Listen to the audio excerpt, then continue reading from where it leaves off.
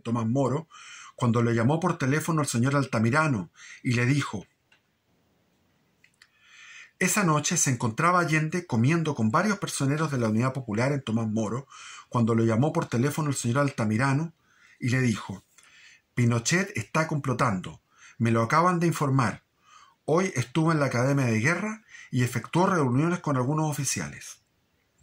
Allende le contestó: voy a investigar.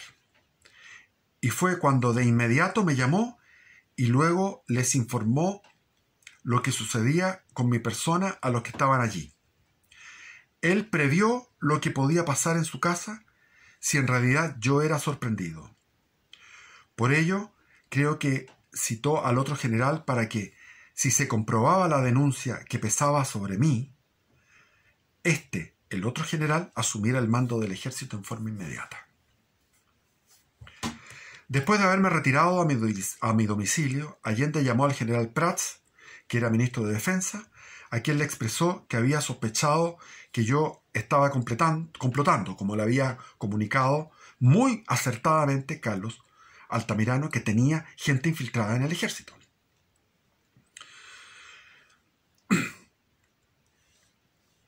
Prats le respondió: es muy difícil, o mejor le diré, presidente, imposible, pues si algo así se hiciera, se me informaría al momento. O sea, Prats juraba que tenía control total de la información del ejército, y no era así.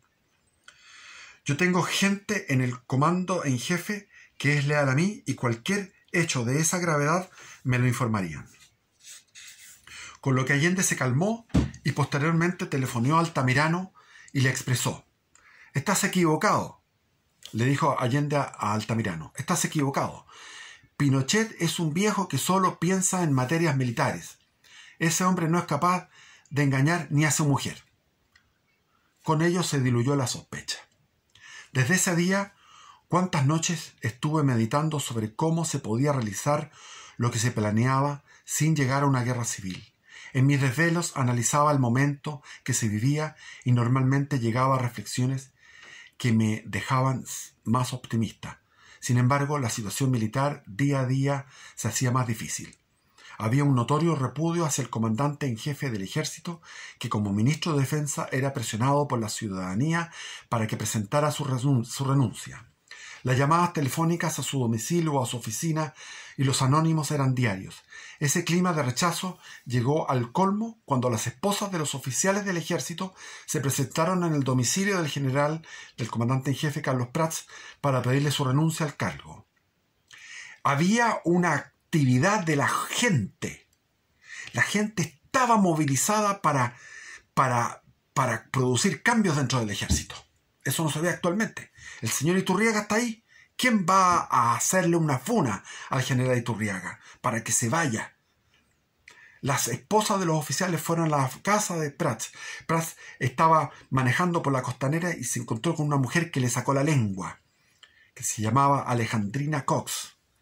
Y él se bajó con una pistola y le disparó a ese auto, a esa mujer. Estaba nervioso y en ese momento ya estaba con los nervios tan hechos pedazos el general en jefe, el señor Carlos Prats González, ministro de Defensa, que presentó su renuncia. Lo hostigaron. Ahora nada. La reacción del general Prats fue pedir la protección policial, lo cual fue peor cuando fueron las mujeres, pues las fuerzas policiales se hicieron presentes de inmediato para despejar la calle, empleando para ellos bombas lacrimógenas y carros lanzaagua. Tal acción fue la gota que rebalsó el vaso y el general Prats fue víctima desde ese día de la mayor crisis nerviosa que le he conocido. El 23 de agosto presentó su renuncia al señor Allende. Ese mismo día, 23 de agosto de 1973, el Congreso, la Cámara de Diputados, hizo una declaración pidiendo que las Fuerzas Armadas intervinieran porque el gobierno era ilegítimo. Y el Poder Judicial también pidió la intervención de las Fuerzas Armadas, declarando que el gobierno de Salvador Allende había violado la Constitución y las leyes y era ilegítimo. Había dos poderes del Estado pidiendo la destitución de Allende mediante el uso de la fuerza. Ese mismo día, 23 de agosto de 1973, a las 17 horas, fui llamado desde La Moneda. Me dirigí hacia allá y posteriormente nos reunimos en un gabinete pequeño denominado Diego Portales, ubicado junto a la oficina del presidente. Allí me esperaban el señor Allende y el general Prats, los que sostenían una animada conversación. Eran amigos.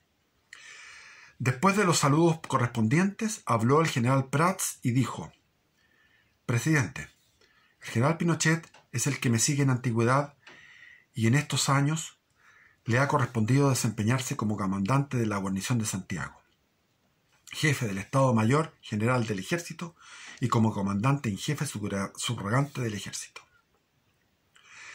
El señor Allende respondió: «Sí, lo he visto», y acto seguido comentó, entre otras cosas, el quiebre que vivía su gobierno a consecuencia de la incomprensión demostrada por la democracia cristiana. Estaba el diálogo entre Patricio Aylwin y Salvador Allende, que lo había promovido el cardenal Raúl Silva Enríquez.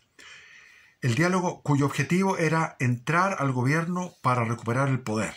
O sea, Allende no fue capaz de compartir el poder con la democracia cristiana.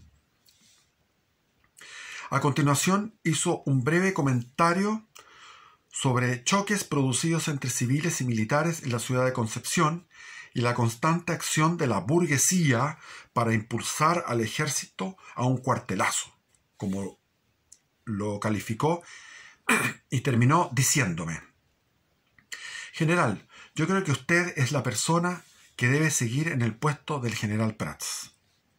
Ante tan imprevisto nombramiento, sentí internamente algo que me decía que no mostrara mayor interés. Y por ello le contesté: «Presidente, mucho le agradezco, pero creo que el general Prats debe continuar».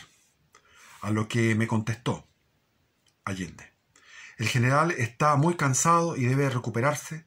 Después le daremos otro cargo». Volví a insistir. Pinochet volvió a insistir: «Le agradezco, presidente, pero en estos momentos es fundamental tener amplias atribuciones en el mando de la institución». La respuesta del señor Allende fue: «Lógico, general, usted las tiene». El general Carlos Prats había permanecido en silencio durante toda la entrevista después de sus palabras iniciales. Luego que el señor Salvador Allende me designara como su reemplazante, me indicó que el decreto sería cursado de inmediato. O sea, siguió Augusto Pinochet con astucia, declarándose no interesado en el puesto. Noble, que no le interesaba el puesto de general en jefe. Muchas veces he pensado que fui yo el designado por Allende como comandante en jefe. Muchas veces he pensado por qué fui yo el designado por Allende como comandante en jefe, en circunstancias que él podía contar con otros, que eran sus amigos. Él tiene que haber sabido que yo siempre me había mostrado contrario a los comunistas, y hasta a él mismo en una ocasión, en el norte, cuando me encontraba como capitán jefe de los relegados en el puerto de Pisagua, y no lo dejé pasar a verlos en el año 1947. Lo que pasa es que Allende no se acordaba, relacionaba a Pinochet con otro Pinochet, otro oficial Pinochet, que había participado en una represión en la mina del Salvador. Son cosas del destino. Sin duda Allende en esos momentos creyó que a él le iba a ser fácil manejarme. Lo vio que era fácil, era un milico normal.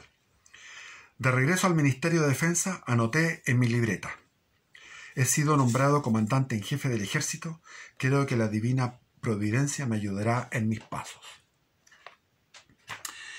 El decreto con el nombramiento de comandante en jefe tuvo una tramitación rapidísima y dentro de 24 horas siguientes se sucedieron hechos trascendentales para la acción que se desarrollaría en unos días más.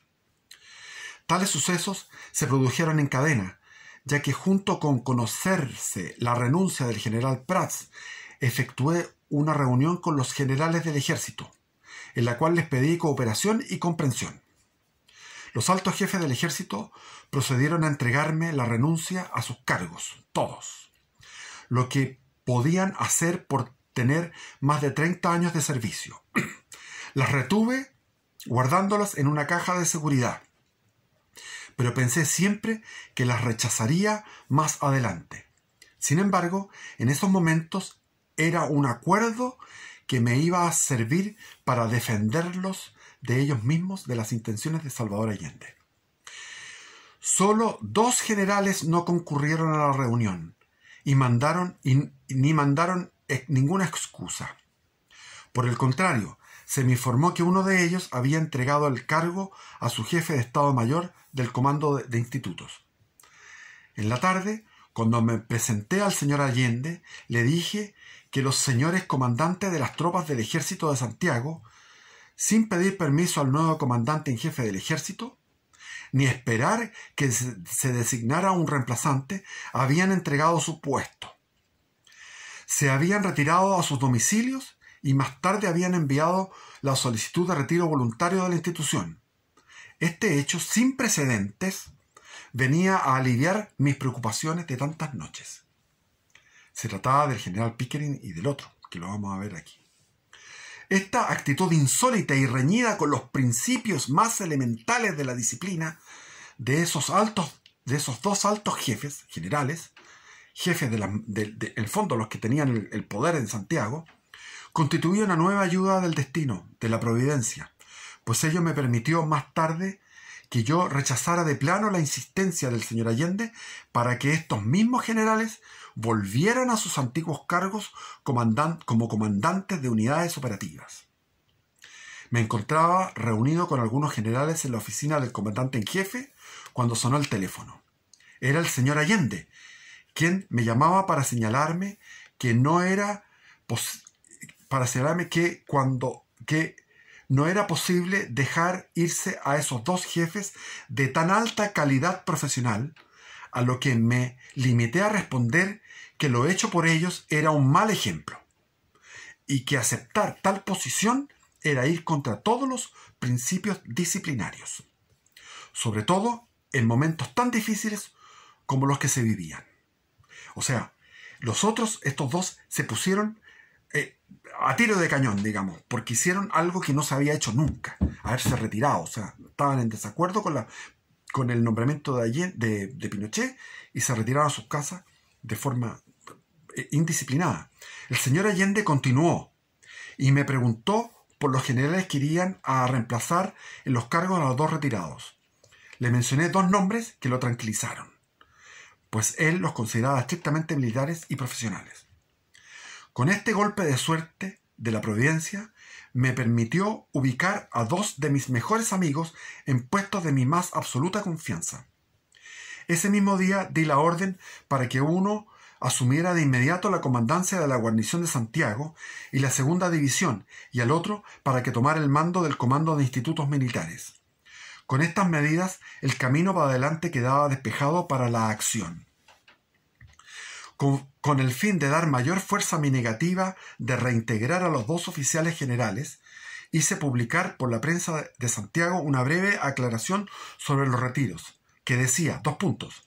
Por decreto número 263 de la Subsecretaría de Guerra de fecha 24 de agosto de 1973, se tramitaron los retiros absolutos de las filas del ejército a los señores generales de brigada Mario Sepúlveda Esquella y Guillermo Pickering Vázquez. El hijo de Pickering fue de la Concertación. Era el que daba en la televisión los recuentos de votos en los años 2000.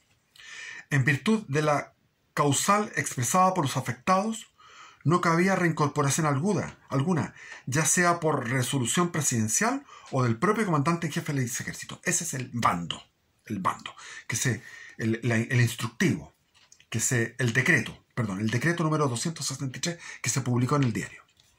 Recuerdo que en esa ocasión Allende me habló de algunos políticos que estaban tomando contacto con algunos oficiales de las Fuerzas Armadas.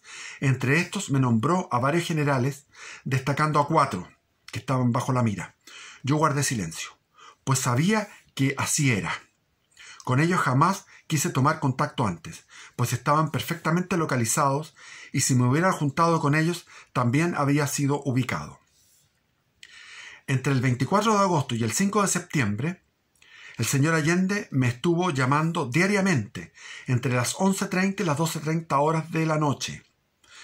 Me esperaba en el gran salón y allí pasábamos cerca de una hora, durante la cual me hablaba de la finalidad de su gobierno, de la incorporación de la clase media adinerada, de la incomprensión de la clase media adinerada, de la angustia, de la pobreza y otras materias más.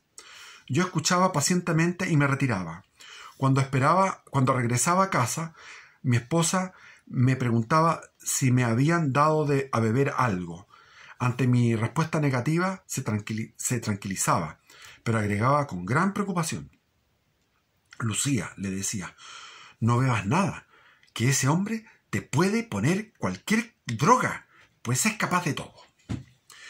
Al segundo día de nuestros paseos sucedió un hecho que no agradó al señor Allende, y fue cuando me comenzó a hablar de actitudes negativas, de conspiración contra el gobierno, y en la que participaban 4 generadores, estos mismos 4 generales que estaban en la mira. Mi reacción inmediata fue que yo no podría acusar ningún retiro. Ya antes me había indicado que tomaban contacto con políticos. Ahora era conspiración. Este hecho sucedió así. El día 24 de agosto, que era viernes, me llamó a las 11:30 de la mañana y después del habitual lavado de cerebro, que me hablaba de cosas políticas, en forma sorpresiva me dijo: Allende, me dijo, general, es necesario llamar de inmediato a retiro a los generales Torres, Bonilla, Carrasco y Sergio Arellano Stark. Pues estos oficiales han tenido actitudes poco humanas con los trabajadores. Se refería a Torres y Carrasco. Y también, como lo expresé el día de ayer, dijo Allende, se han reunido a complotar con políticos de la democracia cristiana. Me aclaró que eran Bonilla y Arellano. Ambos habían sido edecanes del presidente Frei en el gobierno de Frei. Recuerdo que esperé unos segundos y luego le contesté. Así le contestó Pinochet a Allende: presidente, nada me costaría hacer lo que usted me está pidiendo, pues tengo todas las renuncias de los generales en mi caja de seguridad. Pero si eso hiciera, mi calidad de hombre de honor se rompería desde ese instante, pues tal medida significaría para toda la institución que yo acepté de usted mi designación a este puesto para que a su vez, en compensación a ello, diera curso a las renuncias que me pide. Y yo, señor presidente, no me presto para ello por ningún motivo. Además, usted me expresó que en el mando del ejército tenía amplias atribuciones, como lo he demostrado con la medida aplicada a esos 2 generales, a Pickering y a Sepúlveda. Y usted así lo confirmó cuando me designó en el cargo. Le dijo: usted tiene todas amplias facultades. Y él no quería, en el fondo, le dijo a Allende que él no quería quedar como que estaba comprometido su nombramiento con dejar afuera a ciertos generales y con tomar medidas políticas, digamos. Él quería mantener ser impoluto, impecable como soldado. Observé, como dije, que no le agradó mi respuesta. A Allende no le gustó, pero en ese momento solo atinó a decirme: claro, general, usted tiene todas las atribuciones para ello. Y no insistió más. Sin embargo, el subsecretario del ministro del Interior, Daniel Vergara, el Barnabás Collins, el vampiro Vergara, diariamente llamaba telefónicamente al subsecretario de Guerra, coronel al retiro Valenzuela, para que éste a su vez me convenciera de que cursara la renuncia de los 4 generales en cuestión. Esa autoridad de gobierno recibía invariablemente la negativa a la petición. Pero después de 2 o 3 días, y ante una nueva insistencia, me vi obligado a darle una respuesta bastante dura y hasta diría descomedida. pero más vale una colorada que 100 amarillas. Después de ello, no insistió más. O sea, siguió en esa tónica de mostrarse como un general, como un soldado, un oficial profesional y que no se mete en política. Había como una luz del cielo que nos iluminaba en esos días negros. Todos los problemas se aclaraban o se solucionaban en forma tan limpia y normal, hasta que los hechos que al principio parecían negativos tenían un final favorable. Hoy, cuando miro el camino recorrido, ahí viene el título de esta gran obra, pienso cómo la providencia, con mayúscula, sin forzar los actos, iba limpiando la senda de obstáculos para facilitar con ello la acción final que deberíamos realizar para terminar con el gobierno de la Unidad Popular. También deseo dejar muy en claro que no es mi intención mancillar el nombre de los generales que se fueron el día 24 de agosto. Su actitud obedecía a la ciega obediencia que creían deberle al gobierno. Hoy estimo, además, que con su actitud solo estaban cumpliendo el mandato del destino, donde actúa la mano de la providencia de las más inesperadas maneras. Sé que muchos no lo aceptan así, y aún más se burlan de ello, pero las creencias dan fuerza a los actos. Y dice más allá que una cosa es ser obediente al gobierno, otra cosa es ser obediente a la patria. En ese momento el gobierno y la patria eran dos cosas diferentes, opuestas. En los últimos días de agosto la situación ya era insostenible. Nuestros compatriotas habían llegado al límite de la tensión. El día 27 de agosto, la Dirección de Operaciones, que es la inteligencia militar, me entregó un extenso memorándum sobre la situación nacional e internacional e institucional. La materia presentada era alarmante. Entonces, es un informe apolítico de la inteligencia militar. No es un informe que diga, no lo voy a leer porque es largo, no decía la Unidad Popular son unos malos, no.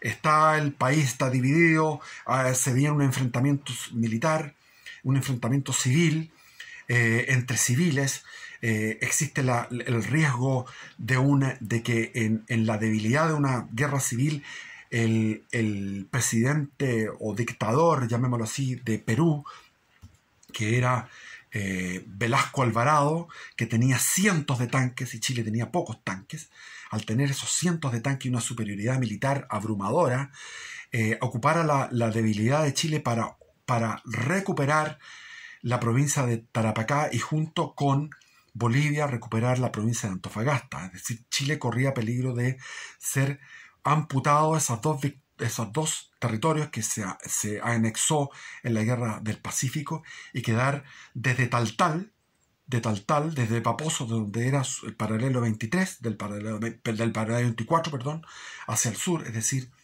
Chile iba a quedar con una dictadura del proletariado, una dictadura comunista hasta el día de hoy, con la pobreza que significaba una dictadura a la cubana en Chile, sin libertad, sin prosperidad, con hambre y con esclavitud, y más encima cercenado del territorio del norte. Ese era el informe de la inteligencia militar, que llegó a manos del general en jefe, en este caso Augusto Pinochet. En los últimos días de agosto, nuestra planificación entraba en la fase final.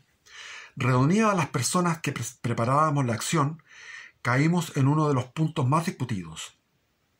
Estaban preparando ellos la batalla de Santiago.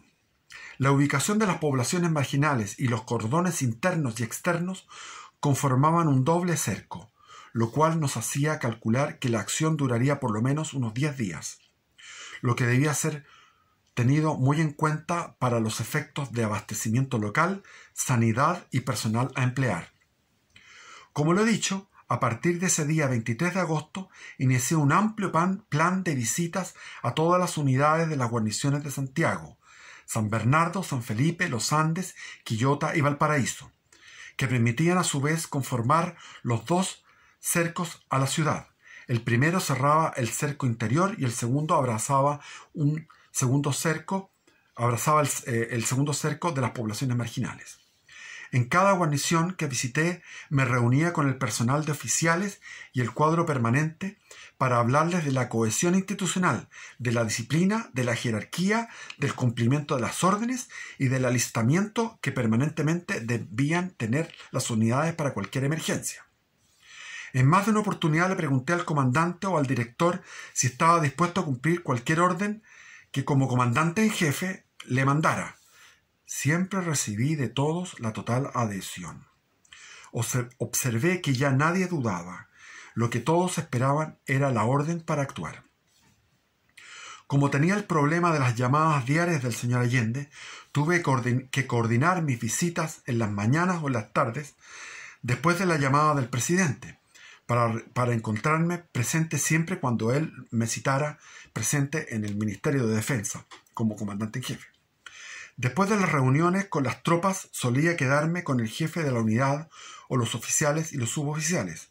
De todos, sin excepción, recibí el más irrestricto apoyo. Ahora, con emoción, recuerdo a cada uno de ellos pensando cuánto les debe Chile. Los hechos se sucedían con perfecto orden hasta que el 29 de agosto, fecha que recuerdo con amargura, tuvimos el antecedente que ese día un grupo de violentistas, integrado entre otros por un extranjero, un mexicano, asesinó a sangre fría y sin motivo alguno al subteniente Héctor Lacrampet Calderón, que en esos momentos esperaba la locomoción colectiva en un paradero de buses en la avenida Apoquindo, y como no había buses porque estaban en huelga, le hizo dedo y lo llevaron a dedo y lo mataron a sangre fría simplemente porque era un oficial de ejército, y lo tiraron al canal San Carlos. Él aceptó la invitación de subir para ser llevado, pero en las pocas cuadras del trayecto lo asesinaron, disparándole a boca de jarro. Después de desvestirlo, lo pensaban lanzar al canal San Carlos, pero tocó la casualidad y el error que investigaciones lo detuvieron a los hechores del crimen. Pues se cruzaron, y los de investigación eran de izquierda, eran de extrema izquierda, pero se dio esa casualidad. Cuando di cuenta al señor Allende del lamentable episodio me dijo: me han informado ya, pero a este joven le encontraron cigarrillos con droga en sus bolsillos, dijo Allende.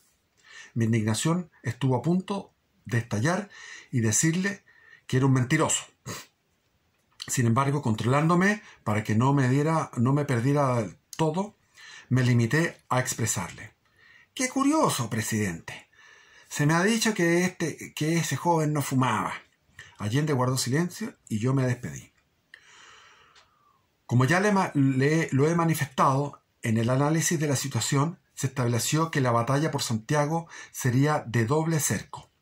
Para afrontarla era necesario disponer desde luego de dos agrupaciones que actuaran coordinadas, pues una iniciaría el combate y formaría el primer cerco sobre el centro de la ciudad. Cuando se iniciara el combate, cabía la posibilidad de que las pobladas de los cordones actuaran sobre estas tropas. Este era el momento de emplear la segunda agrupación, que daría el abrazo final, los que estaban externos a Santiago, dejando dentro de ellos a los que nos estuvieran a su vez atacando desde el primer cerco. Bueno, son cosas técnicas las que está hablando aquí, militares. Esto, tan fácil de decir, era complicado en su ejecución. Se necesitaba alistar a las dos agrupaciones y separarlas en el tiempo y en el espacio, pero también la fase de alistamiento previo debía hacerse totalmente en secreto. Se debía evitar cualquier filtración que pudiera alertar al gobierno, cuyo servicio de informaciones se sabía que estaba muy bien organizado, como ya se vio. Como yo mismo lo había comprobado una noche que comía con Prats en el comedor del comandante en jefe, y allí llegó el ministro Toá, el ministro de Interior Toá, a decir que se sabía que existían movimientos de tropas en el sur. Yo le repliqué que se trataba de una unidad de caballería que había regresado a la guarnición de Valdivia después de unos días de trabajo fuera de la ciudad. Toá tomó el teléfono, marcó un número y formuló la misma pregunta a la que yo le había respondido anteriormente y dio el número de nuestro teléfono. 5 minutos más tarde le confirmaban la respuesta que yo había dado, lo que comprobaba sin lugar a dudas que ellos tenían un buen servicio de inteligencia. El día 5 de septiembre me dirigí al gabinete del ministro de Defensa Nacional y allí le expresé la imposibilidad de efectuar la revista preparatoria de la Gran Parada con el total de las tropas. Agregué que iban a participar en ella solo las tropas de la guarnición de Santiago. Cuando el señor Orlando Letelier me pidió las razones que había para ello, le aduje falta de atención alimentaria en Santiago para las unidades que venían de fuera y la necesidad de economizar combustible que estaba faltando. Todo cosas reales. Faltaba alimento, faltaba combustible. El ministro aceptó estas razones, pero me señaló que arbitrara las medidas para que vinieran tropas fuera de la guarnición. Así pues, para esa oportunidad había que tomar las medidas para que de otras guarniciones de los alrededores de Santiago concurrieran algunos medios. El motivo de dejarlas fuera de Santiago era, en realidad, una medida para disponer posteriormente de estas fuerzas con el fin de materializar el doble cerco y cercar la ciudad. O sea, lo que quería Pinochet era mantener las unidades que estaban, lo señaló aquí de distintas partes, se me olvida, pero que estaban fuera de Santiago, mantenerlas fuera de Santiago para que después pudieran ir al doble cerco, el cerco interno y el cerco externo sobre los cordones industriales. Eso es lo que yo entiendo. Entonces, Orlando Letelier quería que vinieran todas a la parada, a la preparación de la parada, que era el 14 de septiembre. El total de esas tropas solo vendría el 19, el día de la gran parada militar, pero vendrían algunas de ellas a reforzar a las de la guarnición.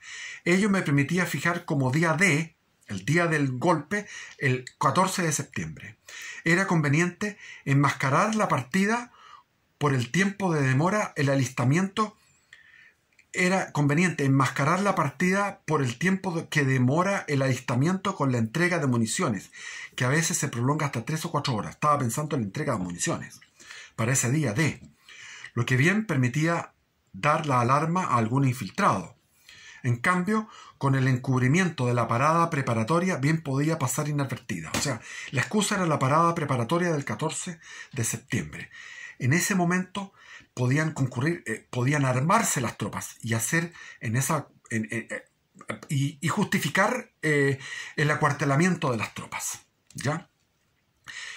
Se está yendo el tiempo, muy corto. Tenemos que seguir con lo que fue la reunión de Gustavo Elis Guzmán con Augusto Pinochet, con los encargados de la Armada, donde se concertó el golpe, ya no el 14, sino que el 11, y las dificultades que tenía Pinochet para poder dar el golpe el día 11, porque no podía